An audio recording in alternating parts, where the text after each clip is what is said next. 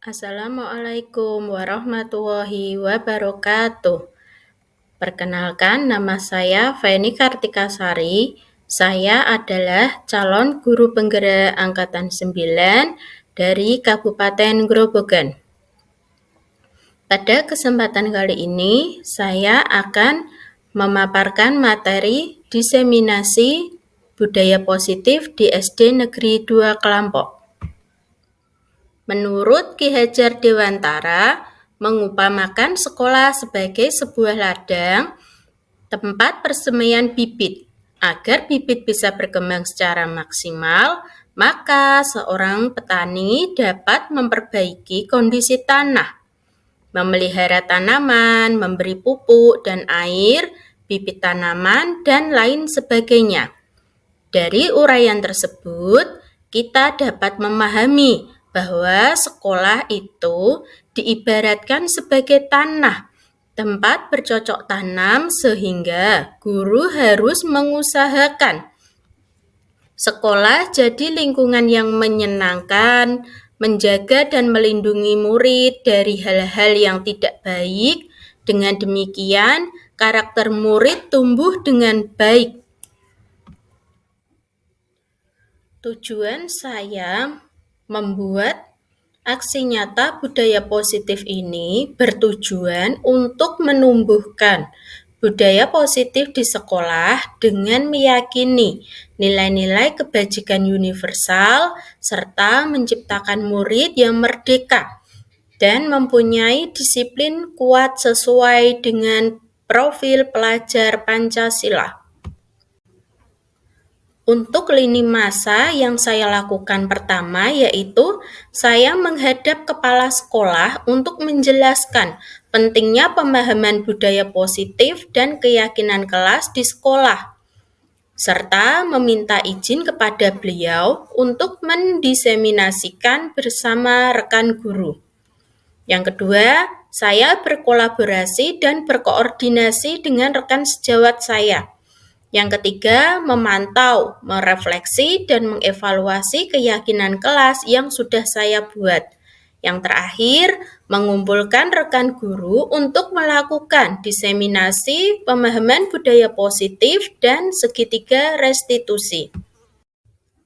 Untuk tolak ukur ke depannya, siswa dapat melaksanakan keyakinan kelas yang telah disepakati bersama dengan kesadaran diri dan penuh tanggung jawab, serta terwujudnya kebiasaan-kebiasaan yang baik dalam diri siswa sehingga tercermin karakter profil pelajar Pancasila.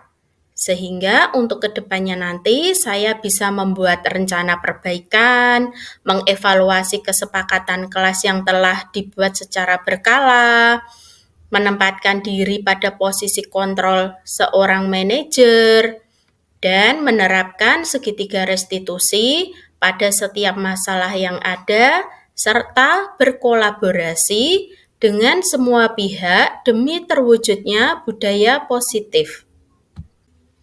Untuk harapan, saya berharap semoga penerapan budaya positif dapat terwujud baik di lingkungan sekolah saya, di rumah maupun di lingkungan masyarakat, agar tercipta suasana belajar yang aman, nyaman, dan menyenangkan. Di sini saya sudah membuat konsep budaya positif.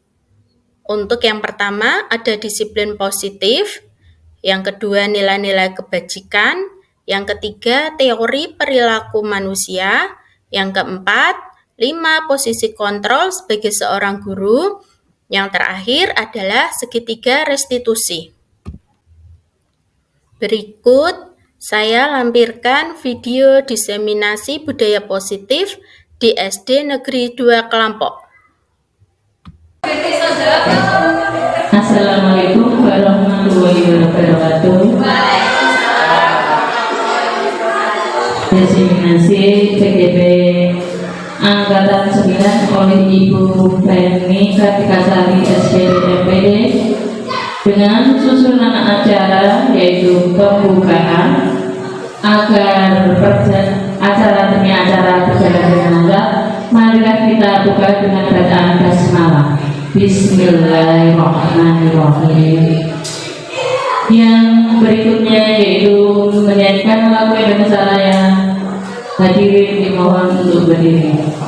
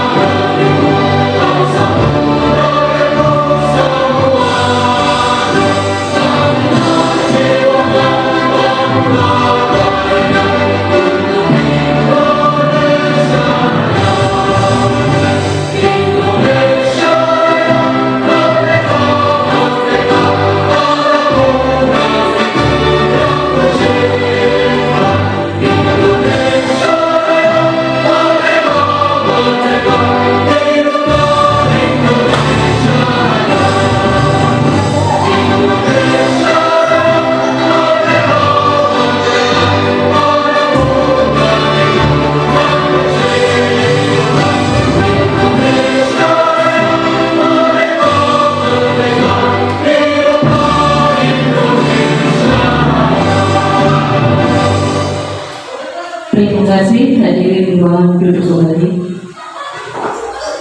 Cara yang kedua yaitu pemaparan feminisasi budaya positif di SD Negeri 2 Kelampok. Kepada Ibu Femi kami persilahkan. Assalamualaikum warahmatullahi wabarakatuh. Pada hari ini, pada tanggal 24 Oktober 2023, saya akan memaparkan tentang budaya positif di SD Negeri 2 Kelampok yang telah saya dapatkan pada modul 1.3 dan 1.4.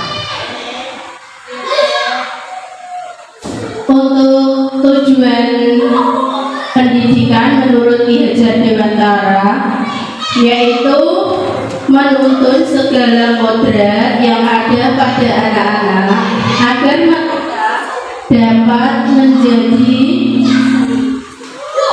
mereka dapat mencapai keselamatan dan kebahagiaan yang setinggi-tingginya, baik sebagai manusia maupun sebagai anggota masyarakat.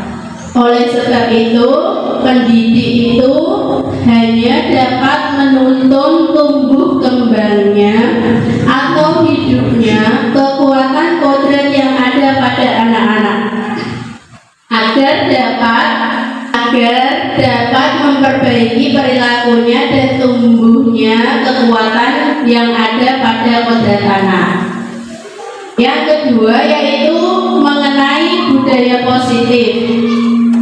Sebelum kita harus tahu dulu budaya positif yang ada di sekolah, yaitu adalah nilai dan kebiasaan di sekolah yang berpihak pada murid agar mereka dapat berkembang menjadi pribadi yang lebih kritis, penuh hormat dan bertanggung jawab sesuai dengan profil pelajar Pancasila. Nah, di sini saya telah memberikan ada 7 konsep utama yang ada di dalam budaya positif. Yang pertama yaitu perubahan paradigma belajar disiplin positif. Yang kedua, kebutuhan dasar dari manusia.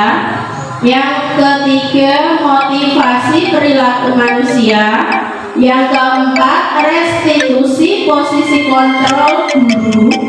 yang keenam keyakinan kelas, dan yang terakhir adalah segitiga restitusi. Untuk yang pertama yaitu perubahan paradigma. Di sini dalam budaya positif, sekolah dapat menyediakan lingkungan yang lebih positif, aman, nyaman agar siswanya dapat berpikir, bertindak, dan mencipta dengan merdeka, mandiri, dan lebih bertanggung jawab. Nah, di sini sebelum kita ke materi berikutnya, di sini apa makna disiplin? Membuat orang untuk menggali potensinya, membentuk sebuah tujuan apa yang akan dia hargai. Namun dalam budaya kita, makna kata disiplin itu telah berubah menjadi sesuatu yang akan dilakukan oleh seseorang pada orang lain untuk mendapatkan kepatuhan.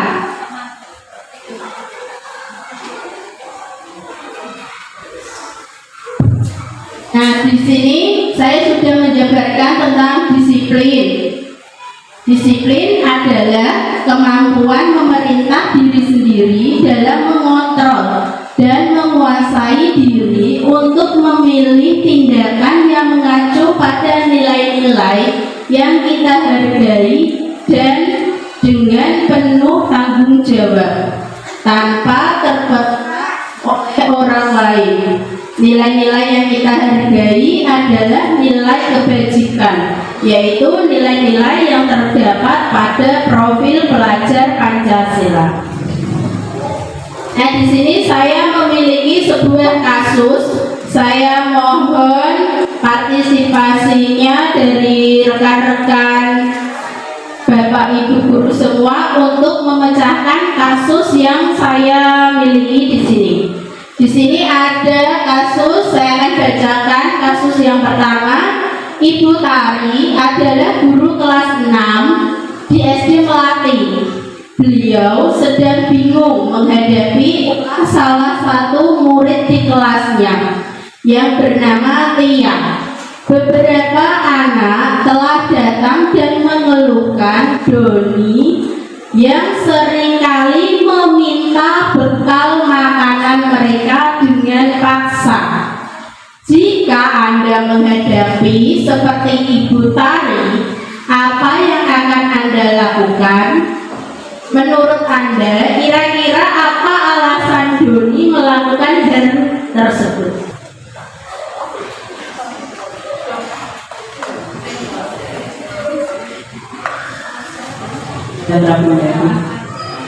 Seandainya saya jadi Ibu Tari, yang pertama saya harus menanyakan kepada Doni dulu.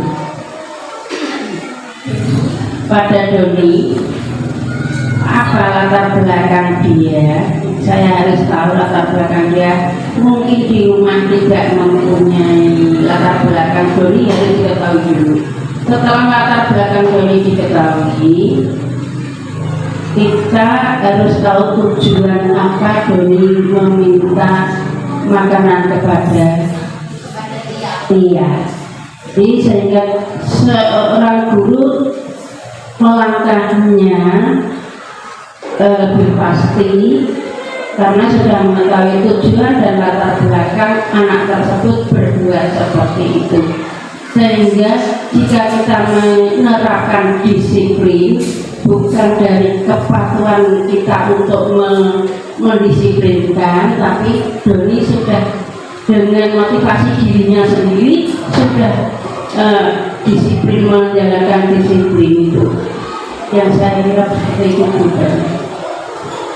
Mungkin ada teman-teman yang lain mau menambahkan berpendapat? Terima kasih. Saya coba ya Bapak ini. Kalau menurut saya benar sesuai dengan Ibu Titik, kita tahu latar belakangnya dulu.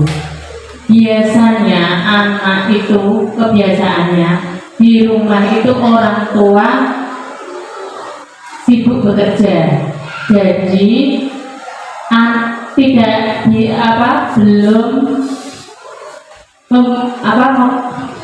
membuatkan makanan untuk anak.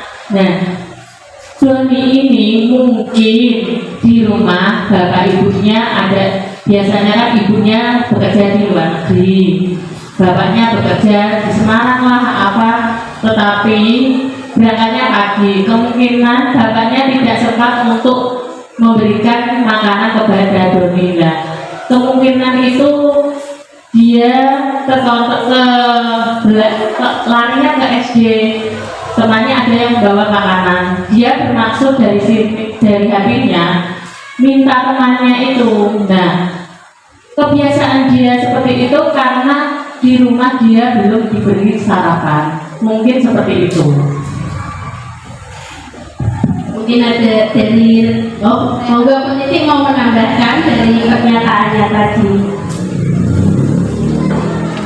Selain latar belakang kita ketahui dari anak tersebut, semua kebiasaan itu berawal dari tadi seperti yang ada di Lambara, fokusnya pada keluarga.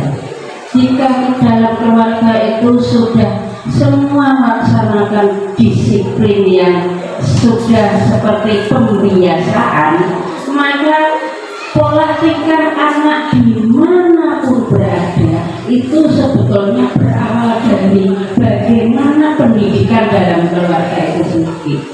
Sehingga mungkin Doni tersebut dalam keluarga itu, saya juga tidak menuduh dalam keluarganya Doni tidak menaatikan disiplin.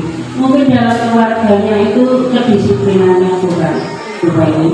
Ada semua. Berarti dari pendapat Ibu Titi tadi, selain dari latar belakang keluarganya, yaitu juga dari disiplin dari keluarganya yang masih kurang. Kalau dari pendapat Ibu Heni tadi lebih cenderung karena kesibukan dari kedua orang tuanya yang mungkin saja bekerja di pagi hari sehingga mereka kurang atau dia tidak bisa membuatkan bekal untuk Doni. Mungkin ada dari teman-teman yang lain mau menambahkan? Cumus. Terima kasih waktunya. Mungkin di sini saya akan berperan sebagai putari. Yang pertama kali saya lakukan adalah saya akan bertanya kepada Doni alasan mengapa dia sering meminta bekal makanan kepada temannya. Bisa jadi alasan dia satu bisa karena dia malas sarapan di rumah, bukan berarti orang tuanya juga tidak menyiapkan, karena terkadang anak itu sudah disiapkan makanan sama orang tuanya tetapi anaknya malas untuk makan. Yang kedua, mereka cenderung melihat apa yang mereka bawa, mereka cenderung menyukai, ada keinginan untuk memiliki. Hanya itu yang bisa saya sampaikan. Terima kasih. Terima kasih atas pendapat Gus. Mungkin ada yang dari yang lain, Bu Siti Fatri? Ya. Setelah kita analisis, setelah kita diskusikan bersama, betul dari pendapat dari Ibu Titi, dari pendapat Ibu Heni, dan dari pendapat Bu Mus. Tadi kalau dari pendapat Bu Titi lebih cenderung ke latar belakang dan disiplinnya yang masih kurang. Kalau dari Bu Heni lebih menuju ke arah kesibukan dari kedua orang tuanya. Kalau segi dari Bu Mus lebih cenderung lebih menyukai bekal milik temannya walaupun sudah dibuatkan oleh orang tuanya. Di sini kalau setelah saya mempelajari dari modul 1.4 di dalam budaya positif itu dalam konteks penerapan disiplin positif sebagai Ibu Rita sebaiknya mencari tahu dulu alasan, sama seperti yang dikemukakan oleh Bu Mus. Dia harus tahu dulu alasannya, kenapa kok dia meminta bekal dari temannya yang lain, tidak langsung menyalahkan si Doni. Nah, jadi Bu Rita harus tahu alasan Doni meminta bekal kepada Tia. Nah, di sini setelah menanyakan, mungkin di sini yang pertama ada kemungkinan yang lain. Yang pertama mungkin Doni lapar dan orang tuanya tidak membawakan bekal seperti apa yang disampaikan oleh Bu Heni tadi. Yang kedua, kemungkinan yang kedua, Doni ingin mencari perhatian. Mungkin Doni ada rasa tertarik atau suka kepada Tia, atau Doni menyukai bekalnya Tia. Nah, yang ketiga, dia merasa hebat karena temannya jadi takut dan menuruti keinginannya. Nah, yang terakhir, Doni merasa bosan dibawakan bekal orang tuanya yang itu-itu saja. Nah, ini adalah beberapa kemungkinan yang lain dari pertanyaan ataupun pendapat yang disampaikan oleh Bu Titik, Bu Eni, dan Bu Mus tadi. Di sini saya memiliki 4 kemungkinan dari masalah yang ada pada Doni dari permasalahan Tia. Berlanjut ke materi berikutnya, yaitu tentang hukuman, sanksi, dan konsekuensi. Nah, di sini saya juga memiliki kasus tentang hukuman, sanksi, dan konsekuensi. Saya akan membacakan dari kasus kedua, yaitu Iva kurang menguasai pelajaran matematika, sehingga pada saat pelajaran tersebut berlangsung dia lebih banyak berdiam diri atau menggambar di buku pelajarannya. Pada saat guru menanyakan pertanyaan kepada Iva menjadi gugup dan tidak sengaja menjatuhkan tasnya dari kursi. Secara tiba-tiba Iva pun menjadi gagap saat menjawab pertanyaan dari guru. Seluruh kelas pun tertawa melihat perilaku Iva yang berbicara tergagap dan terkejut tersebut. Pak Andi pada saat itu membiarkan teman-teman Iva menertawakan Iva yang tergagap, dan Iva menjadi malu luar biasa. Pak Andi malah meminta Iva maju ke depan dan berdiri di depan kelas sambil menunjuk hidungnya karena tidak bisa menjawab pertanyaan dari Pak Andi. Kelas makin gaduh dan anak-anak pun tertawa melihat Iva di depan kelas memegang ujung hidungnya. Nah, dari kasus tersebut saya ingin minta pendapat dari rekan-rekan. Dari pertanyaan yang pertama, apakah Anda setuju dengan tindakan Pak Andi terhadap Iva? Kenapa? Mungkin ada yang menjawab? Oke, terima kasih. Yang pertama, saya tidak setuju dengan dengan tindakan Pak Andi, karena apa? Itu suatu tindakan yang mempermalukan siswa, sehingga anak itu menjadi down, ya. Sehingga guru seharusnya bisa menegur temannya, menegur dalam arti memang saat si Iva melakukan kesalahan tadi bisa memberikan hukuman atau konsekuensi apa yang telah dilakukan. Dan konsekuensi itu bukan hal yang selalu negatif, ada hal yang positif dan negatif. Tetapi kalau hukuman itu cenderung ke hal yang negatif dan menakutkan siswa. Hanya itu yang dapat saya sampaikan. Terima kasih.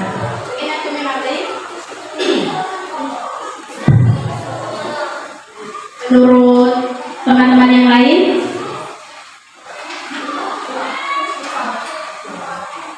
Terima kasih. Kalau menurut saya tidak setuju atas perlakuan Pak Andi karena itu berkaitan dengan mental anak. Mental anak, jadi dia dipermalukan sekelas. Jadi tadi seperti Ibu Mus, mental anak jadi down. Nah, menurut saya tindakan Pak Andi itu, Pak Andi dengan sabar atau memperingatkan temannya, jangan ditertawakan, tidak ada yang lucu. Coba perhatikan anak-anak diam sebentar, berilah waktu untuk Eva mengemukakan pendapatnya. Nah, jika memang Eva itu tadi salah, konsekuensinya atau sanksinya tidak berdiri seperti itu. Itu kurang kurang mendidik kepada anak. Mungkin lebih cenderung memberikan sanksi kepada anak, memberikan soal lebih ringan, mungkin sepengetahuan Eva itu, kemampuan Eva lah, mungkin dibimbing perlahan-lahan, jangan sampai disuruh berdiri di depan kelas. Menurut saya seperti itu. Terima kasih. terima kasih pendapat dari Bu Muslim Bu ini. Yang kedua, menurut Anda tindakan Pak Andi terhadap Iva adalah sebuah hukuman atau konsekuensi? Mungkin dari teman-teman yang lain.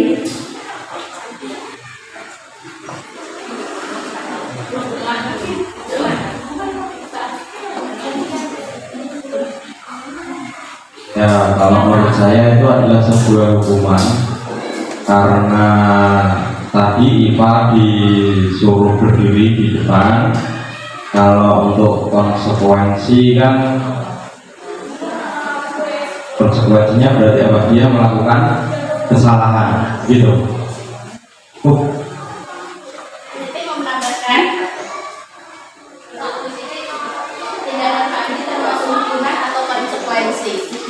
Menurut saya Pak Andi itu mengadakan hukuman, bukan konsekuensi, tetapi secara secara naluri seorang guru kadang-kadang juga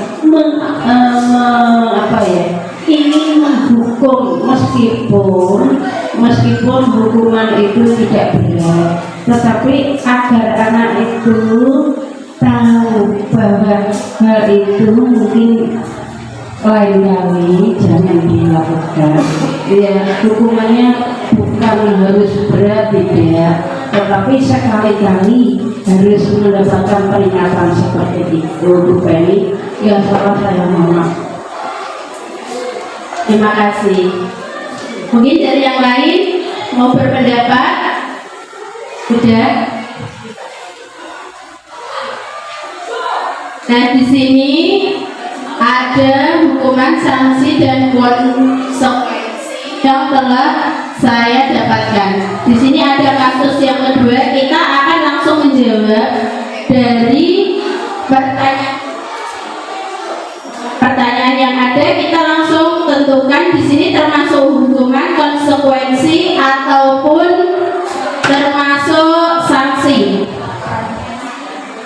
Yang membersihkan coretan yang dibuatnya di meja tulis, mencoret-coret meja, termasuk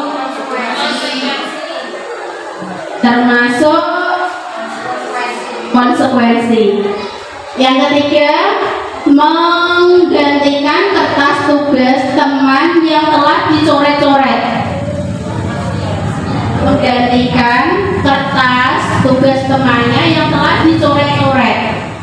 Hukuman, konsekuensi, konsekuensi, karena dia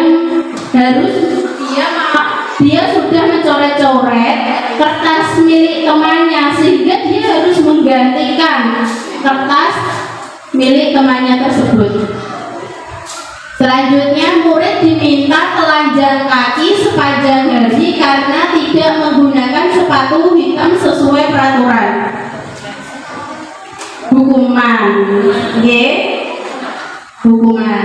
Yang terakhir, berdiri di depan kelas sambil mengangkat kaki karena tidak bisa mengerjakan tugas. Hukuman. Sanksi konsekuensi sudah selesai. Kita akan berlanjut ke materi yang selanjutnya, yaitu mengetahui posisi kontrol sebagai seorang guru. Yaitu ada 5 di sini. Yang pertama itu sebagai seorang penghukum. Yang kedua, pembuat rasa bersalah. Yang ketiga, sebagai seorang teman. Yang ketiga, guru sebagai seorang pemantau. Dan yang terakhir adalah guru bertindak sebagai seorang manajer. Nah, di sini ada tabel dari posisi kontrol yang harus dilakukan guru, dari penghukum, pembuat rasa bersalah, teman, pemantau, ataupun manajer. Di sini biasanya kalau kata-kata guru itu, penghukum itu biasanya kata-katanya seperti ini. Kalau kamu tidak mau melakukan, saya akan. Nah, saya akan melakukan seperti memberikan hukuman ataupun memberi sanksi seperti itu. Terus, kalau pembuat merasa bersalah, di sini kamu sudah mengecewakan bapak ibu. Jadi anak tersebut dipancing untuk menjadi bersalah kepada gurunya. Dan yang ketiga yaitu posisi kontrol sebagai seorang teman. Nah, jadi di sini guru bertindak sebagai seorang temannya, biar muridnya merasa nyaman. Dengan kata-katanya bisa seperti ini. Ya sudah, nanti bapak ibu bantu bereskan. Yang keempat, pemantau. Di situ ada guru yang berkata apa peraturannya. Nah, jadi posisinya memantau kondisi dari siswanya tersebut. Dan yang terakhir adalah posisi seorang manajer. Itu dapat berkata seperti ini. Apa yang kita yakini? Apa kamu meyakini hal tersebut? Nah, di sini peran guru adalah sebagai seorang manajer. Nah, di sini ada kasus 1. Saya mohon ketuanya untuk partisipasinya memecahkan kasus yang ada di sini. Saya akan bacakan kasusnya. Pada hari Senin, Pak Aldi tidak masuk sekolah. Pak Aldi merupakan guru matematika.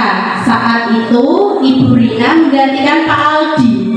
Ibu Rina baru 1 tahun menjadi guru. Beberapa murid perempuan yaitu Anissa dan Tiara mengetahui hal ini dan mulai menggunakan kesempatan dan bersikap seenaknya, tertawa dan tidak mengindahkan kehadiran Bu Rina. Bu Rina mencoba menyapa Anissa dan Tiara dengan ramah sambil mengingatkan untuk tetap fokus pada tugasnya. Ayolah, tugasnya dikerjakan. Nanti ibu ditegur bapak di sini, bapak kepala sekolah, kalau kalian tidak mengerjakan tugasnya. Mereka menjawab, ibu santai saja bu. Mereka tetap tidak mengerjakan tugas, malah mengobrol. Nah, dari kasus tersebut, bagaimanakah menurut Bapak Ibu guru posisi kontrol yang harus diterapkan oleh Ibu Rina kepada murid-muridnya tersebut? Menurut Bapak Ibu, posisi kontrol yang digunakan Bu Rina pada kasus tersebut sebagai apa? Sebagai seorang teman, atau sebagai seorang pemantau, atau sebagai seorang pembuat merasa bersalah, manajer. Mungkin ada yang berpendapat.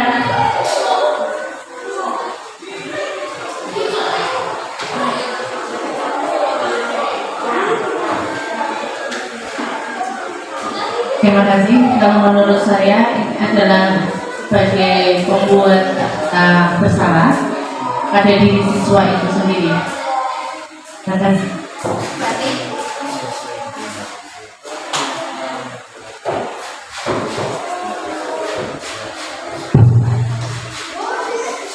Baik, menurut saya bersependapat dengan Dumus ya. Tadi itu ada kata-kata, ayolah tugasnya dikerjakan. Nanti ibu ditegur sama bapak kepala sekolah kalau kalian tidak mengerjakan tugas. Itu nanti membuat siswa tersebut merasa bersalah karena tidak mau mengerjakan. Seperti itu. Terima kasih Bu. Mungkin ada yang mau menambahkan, Bu Titi?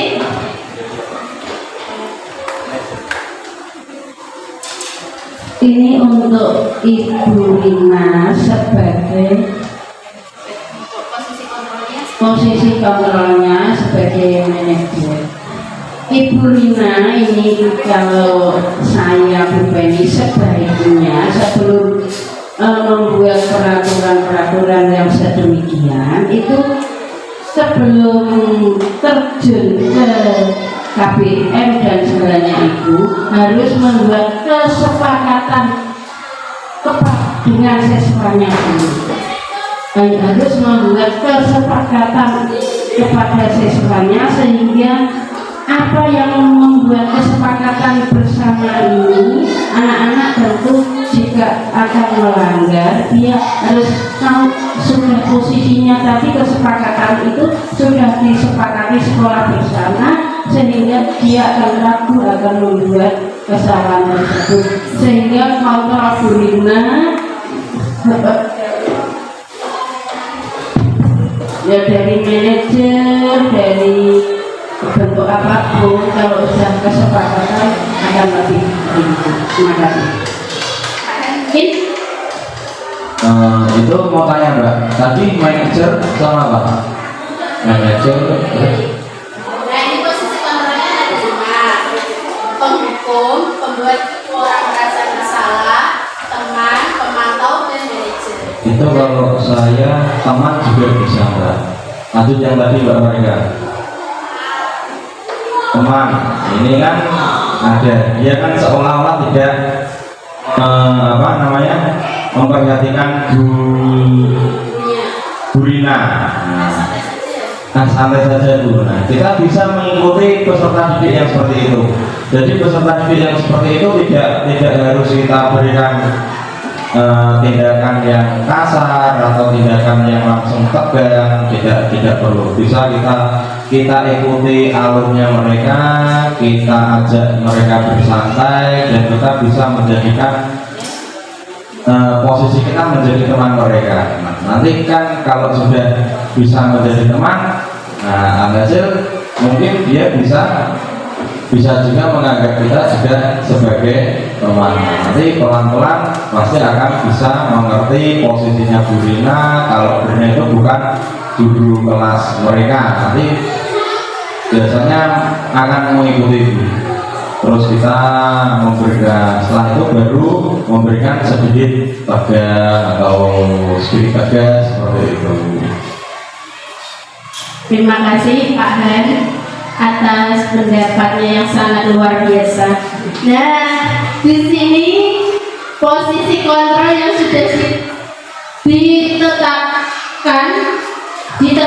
untuk Ibu Rina dalam kasus itu, yang pertama adalah membuat terasa bersalah, yaitu dengan kata-katanya yang seperti ini, ayolah tugasnya dikerjakan. Nah, jadi di sini kan siswanya dibuat merasa bersalah oleh Bu Rina sehingga dia mau mengerjakan. Nah, di sini posisi kontrol yang seharusnya diterapkan Bu Rina, benar yang disampaikan oleh Bu Titi dan Pak Han, harusnya Bu Rina memosisikan dirinya sebagai seorang manajer ataupun bertindak sebagai teman agar agar Bu Rina itu mau agar murid-murid atau mau mengerjakan tugas yang diberikan oleh Bu Rina, sehingga tidak ada batasan antara seorang guru dan seorang murid. Jadi di sini kan sebagai seorang teman, seperti yang disampaikan oleh Pak Ben, murid itu tidak ada rasa canggung terhadap gurunya atau rasa takut terhadap gurunya. Jadi murid itu juga punya batasan, dia sudah tahu batasannya tersendiri dengan gurunya. Jadi murid juga akan lebih leluasa dalam mengerjakan tugas ataupun dalam berpendapat saat berada di dalam kelasnya. Nah, kita akan menuju ke materi selanjutnya, yaitu keyakinan kelas. Nah, pasti semua dari Bapak Ibu guru di sini juga sudah menerapkan keyakinan kelas di kelasnya masing-masing. Entah itu dari Pak Guru olahraga ataupun guru kelas pastinya ataupun guru agama. Nah, jadi di sini keyakinan kelas itu nilai-nilai kebajikan atau prinsip-prinsip universal yang disepakati bersama secara universal, lepas dari perbedaan agama, suku, negara, dan bahasanya. Nah, di sini ada tabel dari kesepakatan kelas yang sudah saya terapkan di kelas saya, yang sudah saya unggah di LMS saya pada modul 1.4, yaitu yang pertama di kelas saya itu menerapkan selalu mengembalikan buku pada tempatnya. Nah, di sini adalah nilai kebajikannya adalah nilai tanggung jawab. Yang kedua, keyakinan kelas di kelas saya yaitu dilarang mengganggu orang lain, dan nilai kebajikannya adalah menghargai orang lain. Yang ketiga, hadir di sekolah dengan tepat waktu, yaitu komitmen pada tujuan. Yang keempat, menjaga kebersihan di kelas, nilai kebajikannya adalah tanggung jawab. Yang selanjutnya, berdoa sebelum dan setelah pulang sekolah, nilai kebajikan yang ada di dalamnya adalah nilai religi. Dan yang terakhir adalah membuang sampah pada tempatnya, nilai kebajikannya adalah kesehatan dan kebersihan. Nah, untuk memecahkan sebuah masalah yang ada di kelas saya, kemarin saya sudah membantu kedua murid saya, yaitu Raya dan Rima, dalam kasus mereka. Kemarin saya telah menerapkan segitiga restitusi dalam memberikan solusi kepada dua murid saya, yaitu Rima dan Raya. Nah, apa itu toh segitiga restitusi? Nah, jadi segitiga restitusi itu adalah proses menciptakan kondisi bagi murid untuk memperbaiki kesalahan mereka, sehingga mereka bisa kembali pada kelompok mereka dengan karakter yang lebih kuat. Dengan melalui segitiga restitusi itu dapat membantu murid menjadi lebih memiliki tujuan, lebih disiplin, serta memulihkan dirinya setelah berbuat salah. Yang kedua, membantu murid untuk jujur pada dirinya sendiri dan mengevaluasi dampak dari kesalahan yang telah mereka lakukan.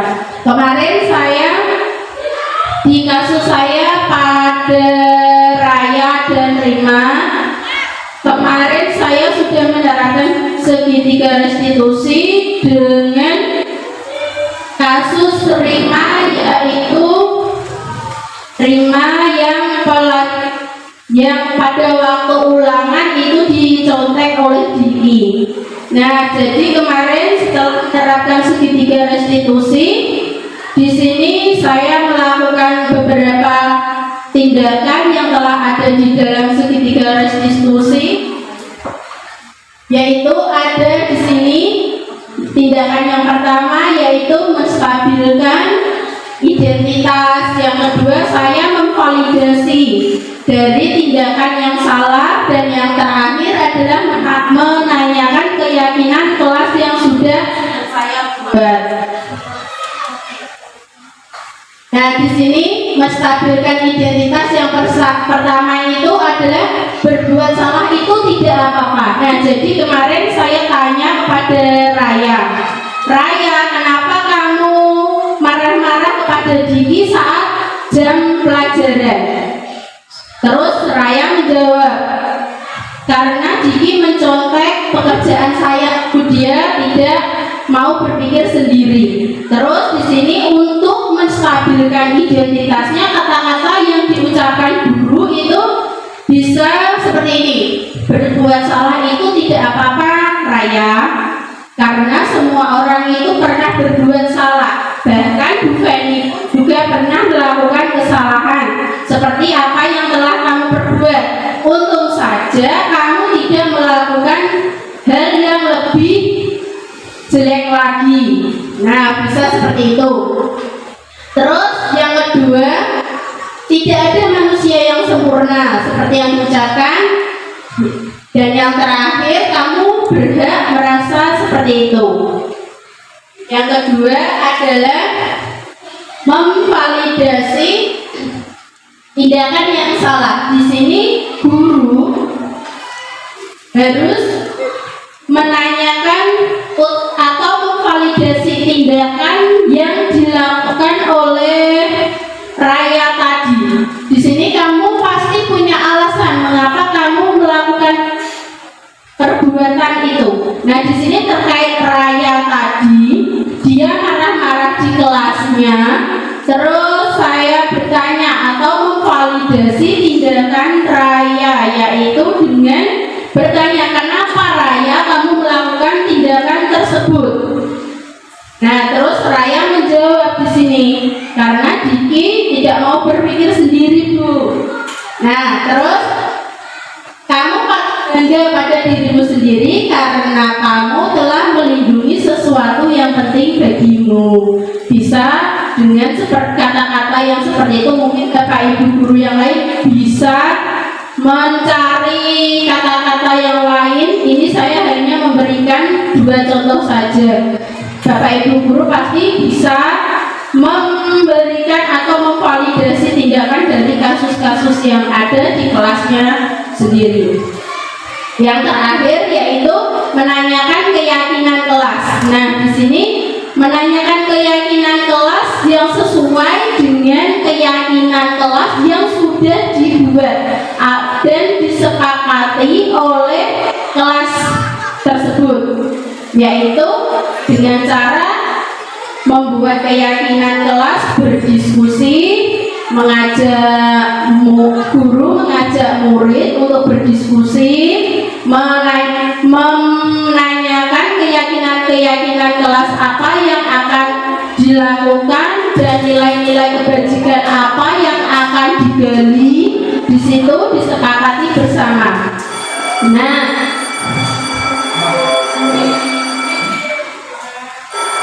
demikian pemaparan budaya positif dari modul 1.3 dan modul 1.4 yang bisa saya sampaikan.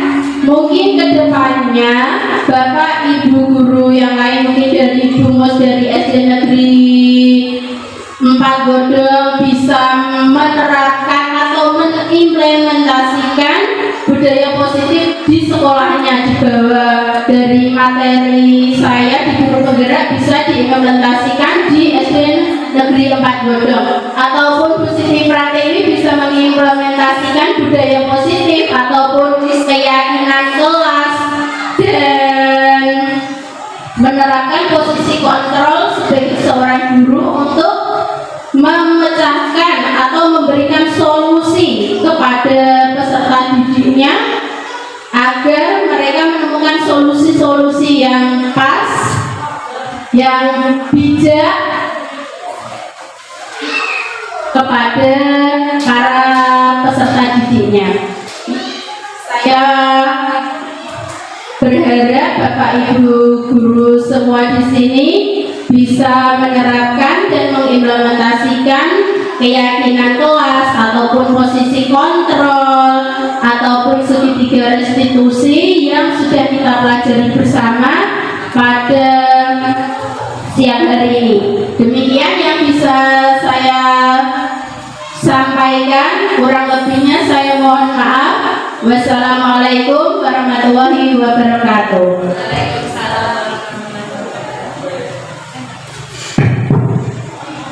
Acara selanjutnya penutup, marilah kita tutup dengan bacaan hamdalah. Alhamdulillahirabbil alamin. Demikian diseminasi CGP angkatan 9 oleh Bu Feni. Saya selaku pembawa acara mengucapkan terima kasih. Wassalamualaikum warahmatullahi wabarakatuh.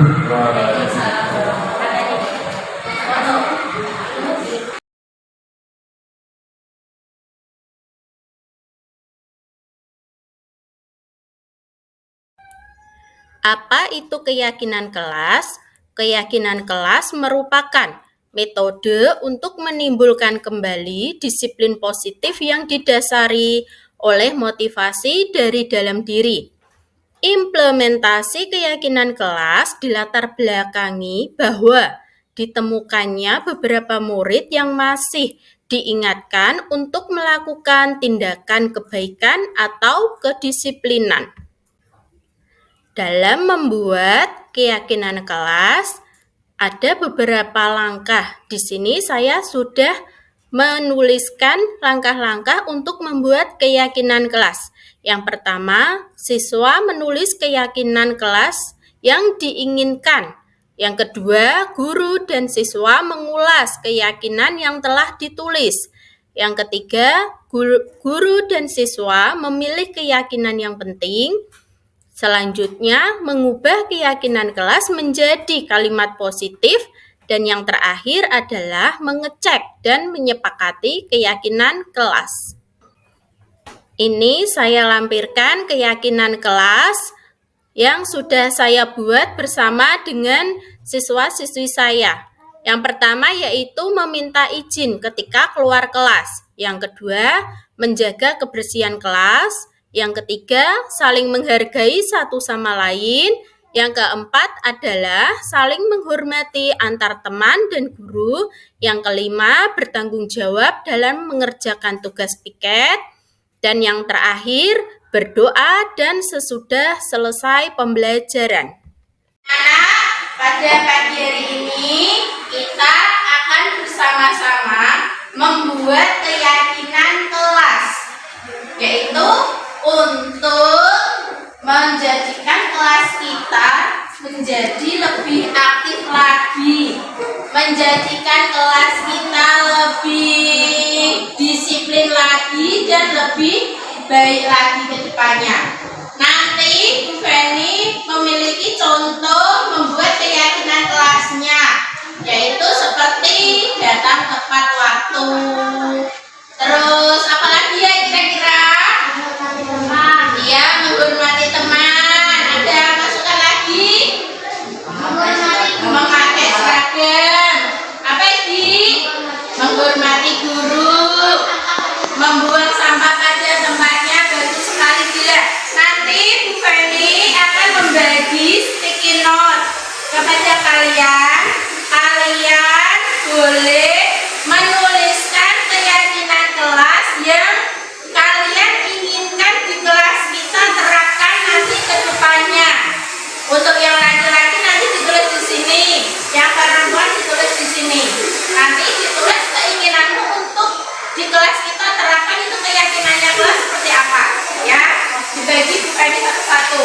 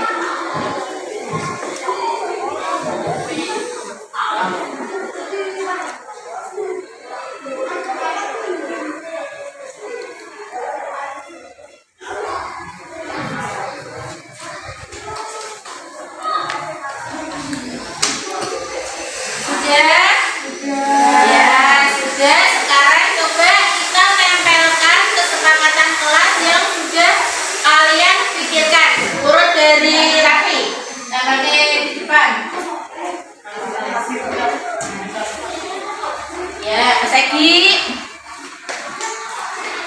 Yang laki-laki sebelah sini.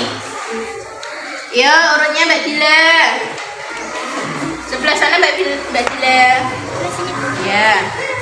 Yo, urut tuh. Yo, Adam. Yo, hidup.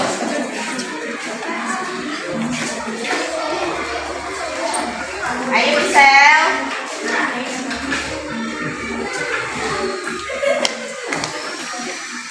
Mbak Raya, Mbak Rima. Yuk, ayo Cika, Alfa, Putri. Sebelahnya.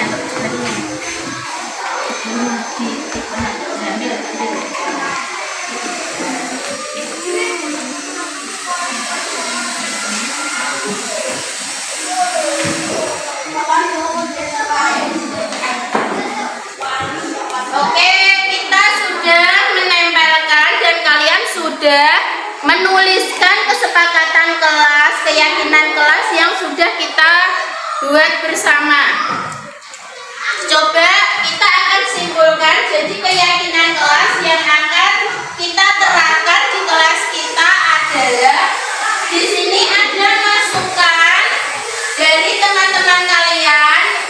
Yang pertama ada membuang sampah pada tempatnya. Setuju tidak? Setuju. Terus yang kedua, tidak berbicara kotor.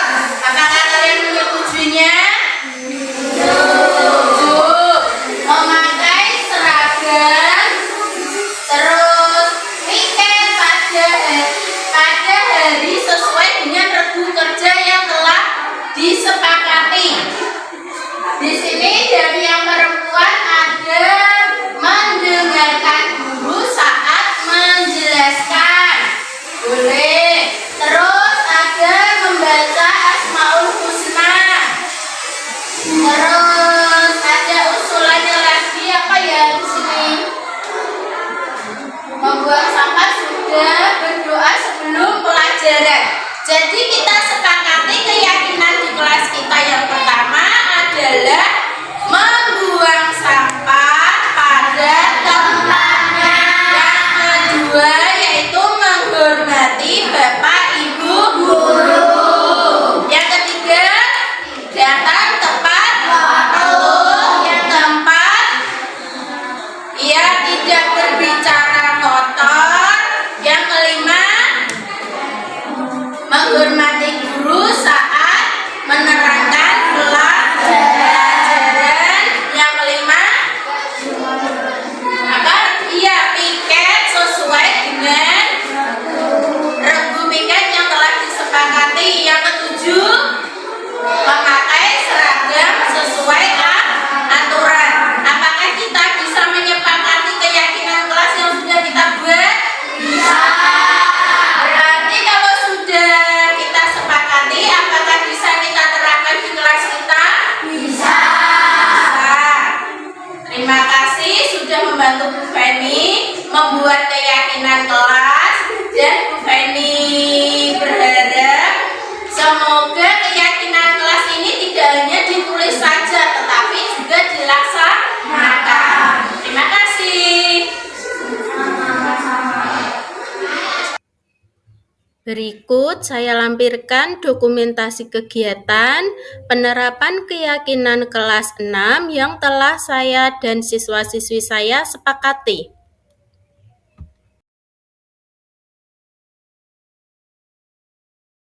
Saya tentang diseminasi budaya positif saya di SD Negeri 2 Kelampok.